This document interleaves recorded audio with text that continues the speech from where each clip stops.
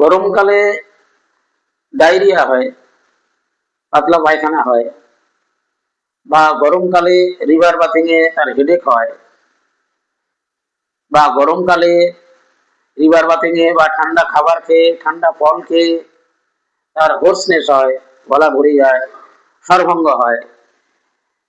এই ধরনের রোগীরা তাদের সারা বছর তাদের ঢেকুর ওঠে, গলা দিয়ে মুখ দিয়ে বাতাস বেরোয়, বাতকর্ম হয়, constantly passing ফ্ল্যাটাস up and down through out the years. এই একটা উল্লেখযোগ্য লক্ষণ। দ্বিতীয় লক্ষণ হচ্ছে যে তাদের সহ্য শক্তি কিরকম দেখুন, can not bear to be looked at. কেউ তাদের দিকে যদি তাকিয়ে থাকে তার সহ্য হয় না।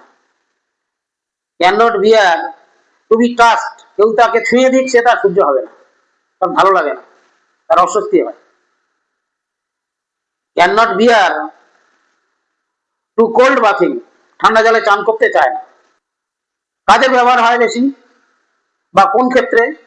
এক্সট্রিমস অফ লাইফ, জীবনের এক্সট্রিম স্টেজে অর্থাৎ চাইল্ডহুড স্টেজে এবং সেকেন্ড চাইল্ডহুড স্টেজ অর্থাৎ বয়সকালে, এই দুই স্টেজে এই মেডিসিনটা বেশি ব্যবহৃত হয়।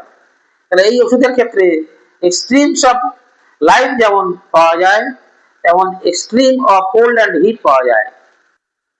লক্ষণটা কেমন হয়? গ্যাস্ট্রিক ডিরেঞ্জমেন্টের ক্ষেত্রে এরা টক জাতীয় খাবার পছন্দ করে এবং পিকলস আচার জাতীয় খেতে পছন্দ করে, কিন্তু ব্রেড, রুটি এবং পেস্ট্রি হয় না, খেলে পাতলা পায়খানা হয়ে যায়।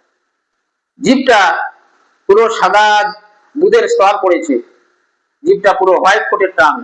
এই একটি ক্যারেক্টারিস্টিক সিমটমস হচ্ছে হোয়াইট কোটেড টাং।